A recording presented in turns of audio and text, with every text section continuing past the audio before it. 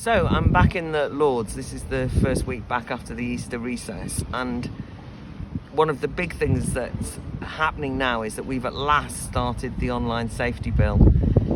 Actually, we were not meant to start it this week, and it's a sign of the slight chaos at the heart of government that it started a week early, because we were meant to be discussing the retained EU law bill, but as you all know, the government have rather quietly shelved that bill, or at least it's been postponed, removed from the timetable, which is a very unusual thing to happen in the Lords, because they then had to move a debate forward. So we had the first day of the online safety bill on Wednesday. The significant point about them adding this new day and bringing it forward was that for the first time in the whole time I've been in the Lords anyway, there was only one amendment being discussed, and that was the purposes of the Act. In other words, it was very much a placeholder. But I tried to use the opportunity, which was a discussion on the purposes of the online safety bill, to at least raise some of the concerns around freedom of speech, the empowerment of big tech rather than actually its aim, which is to regulate, is going to give them a lot more power to determine what we see in here. And you can have a look at the speech here. Slightly disconcertingly, I was the only person who really raised free speech issues, although it was clear from the people in the room that there's going to be a core of about 30 of us or so discussing this bill, and I think that we can safely say that those of us who are on the free speech side have got something of an uphill battle.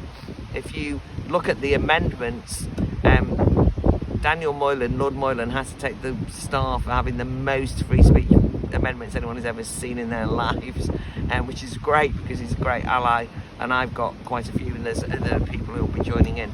But I wanted to urge you to actually keep your eye on these debates because they're very important. And everybody yesterday, including all the lawyers and the law lords and the people who know about legislation in a way I don't, conceded that the bill is so complicated that they don't understand it. And the minister's response to this was read the accompanying notes, the explanatory notes that go alongside every bill. They bring out this document. The thing is, I've read that, I don't understand that either. I mean, it's the complexity and the technicality. So the danger with a bill like this is that there are so many aspects to it, from an attack on end-to-end encryption, which basically means potentially that they could read your WhatsApp messages, or they're telling the WhatsApp, who at the moment can't, the company WhatsApp can't read what you and I WhatsApp to each other. They're telling them they've got to be able to read it and monitor it.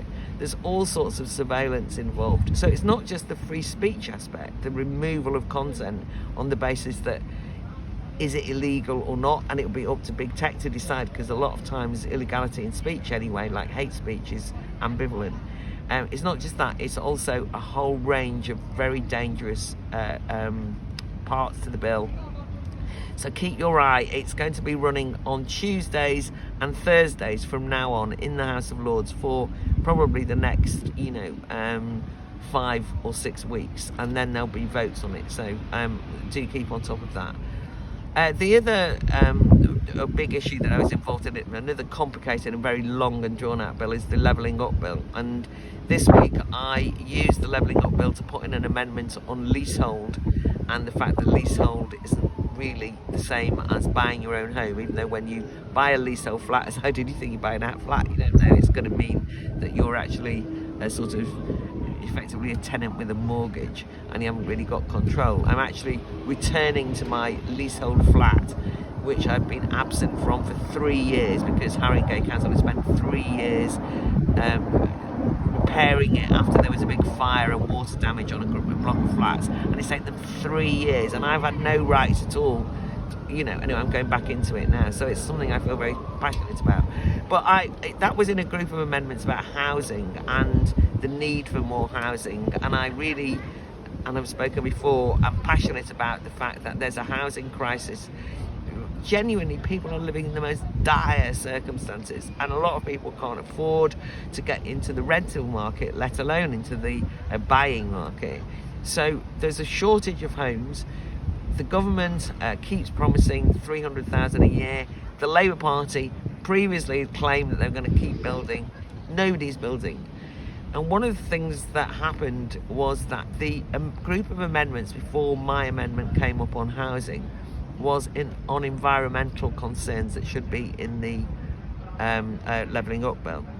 And I should have spoken really, but I can't begin to tell you. It was nearly 2 hours in which what was discussed was how effectively we cannot disturb the environment at any cost, and that the bill, and by the way, there's a group of amendments, there's been about 15 groups of amendments like this, that nothing can disturb the natural habitat, and that it was all about ecology. At one point, there was a very long discussion about the plight of the hedgehog.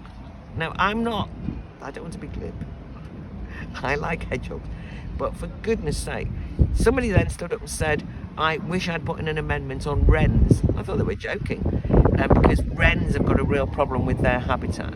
There was lots of discussion about hedges and natural habitat. Those same people who spoke for hours on that question, almost all of them left the room when we got onto housing, i.e. the habitat of people, of the human species, not, species conservation. And the fact that net zero targets and the whole eco discussion elicits so much more passion than the plight of ordinary people not able to find a home strikes me as the wrong sort of priorities. And by the way, this was people from all sides, Conservatives as well as Labour, Lib Dem and crossbench. There's a group called Peers for the Planet. God, there's endless numbers of them. They're well organised, I have to say that. I mean, it's like a kind of posh version of Extinction Rebellion, without the kind of demonstration. But they kind of all stand up, they make great long speeches, great length. Anyway, that's them. But whenever I make a speech about housing and the need for more housing, there's always a handful, of people, particularly on social media, who say, we don't need more houses, we need less immigrants. I can't tell you how dispiriting that conversation is. I think it's very important that we get control of the borders of this country. I do think that there is a crisis in terms of the small boats and the numbers of people coming in. But if anybody thinks that the problem is that if we just stopped immigration, there'd be enough housing, they don't know anything about the housing market. They also, as it happens, don't understand that less than 4% of the land in the United Kingdom is built upon, right? And that's not even by housing, that's like all building. 4%, this is a country that has an enormous amount of capacity to give more people a better standard of living, decent homes. And I was watching the news last night, and a mum and her daughter in the most gross living conditions, in a tiny, tiny, tiny condemned flat normally, but that's where they are temporarily, with the little girl, they have to share a bed, the little girl doing her homework on the floor. I mean, these are humanity demands that we have a better standard of living for people than that. And to basically glibly say, stop the boats, stop the immigration, every time I talk about housing. And housing has been a problem really for the last 30 or 40 years. So I'd just like to make it clear that the immigration debate is not related to the housing debate. The housing debate and the kind of NIMBYism associated with, not to blame people for not wanting houses built outside their house. I understand that. But we have to solve the fact that young people, many families, are living in overcrowded, dire conditions because they won't build the housing. And one of the reasons why we don't build housing is because Peers for the Planet and their ilk keep bringing in planning legislation and rules that mean that you can't develop or build anywhere. Every time you go and build somewhere, somebody says, think of the hedgehogs, right? And, and so on and so forth. On the issue of immigration, the big news you have to know about is that the immigration bill, the controversial immigration bill that relates to the Rwanda situation, but relates in general to the small boats situation and is Rishi Sunak's, big boast that he's going to solve this problem. That bill comes to the Lords on the 10th of May, and there's already been amendments announced that are being put forward by the government that will be discussed for the first time in the Lords, which will, I think they're being discussed in the Commons today, and then they'll come to the Lords, which is amendments which basically say that if the ECHR try and stop, for example, flights to Rwanda, that that legally we can ignore that. And I'm actually all for that. Now that doesn't mean because I think the Rwanda solution is the solution, but I don't think that it's appropriate that UK law can be thwarted by the ECHR. I think that's the most important thing from any sense of democratic sovereignty and accountability.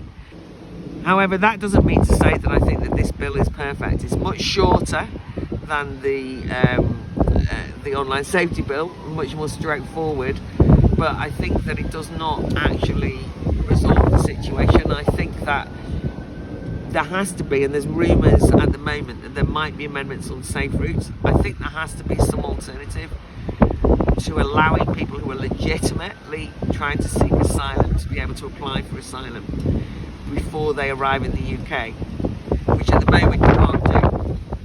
And so people feel that they can come. And that doesn't mean to say that I think everybody in a small boat is a legitimate asylum seeker. I don't think that. So that would be what you can imagine a very thorny, controversial row, and it will start at its second reading in the Lords on May the 10th. There's a lot of other things happening, so I've got a forthcoming events section in this Substack, and there's two things I wanted to say. Forgive me. One is that do take a look at what's coming up, because the Academy of Ideas, which is where real politics happens, not the House of Lords, has got lots of associated interesting events on. I'm actually speaking in Cambridge with Omar from the Royal Holloway University, where I was cancelled, and Omar was supposed to have invited me. So we're both going to go and do a repeat of what would have happened at the Royal Holloway, but Cambridge have asked us to go and do it there, so Cambridge University, James Orr, so I'm glad to be doing that.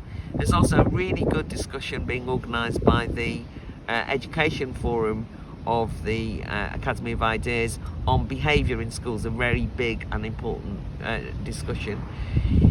Don't forget to buy your Battle of Ideas ticket. It's the 28th and 29th of October. We've got special reduced rates, so please buy your tickets now. Get the word out, because we've got to ensure that civil society and the debates that need to happen amongst ourselves, because we can't rely on Parliament. And the final thing is, get people to sign up to this Substack, will you? If you're reading this for the first time and you haven't signed up, it's a free sign up, and you then hear from us 2 or 3 times a week. There's an opportunity for you to make a donation if you want, and to give a paid Substack. We're always broke, so that would be great. At the Academy of Ideas, we kind of punch above our weight, but we've never got any money, so that would be brilliant. But just get the word out, and just tell your friends to sign up to the Substack, because I think that we need to create a community of people who are prepared to ask questions, support free speech, and generally dig beneath the headlines of what's happening both in legislation but also just in politics more generally. And before we go, I just want to turn the camera around so that we can see our guest contributor this week, who is, look at him. Now, he is the future that we're all fighting for. And what a darling he is. Yeah, showing off for the camera, practicing already. See you next week.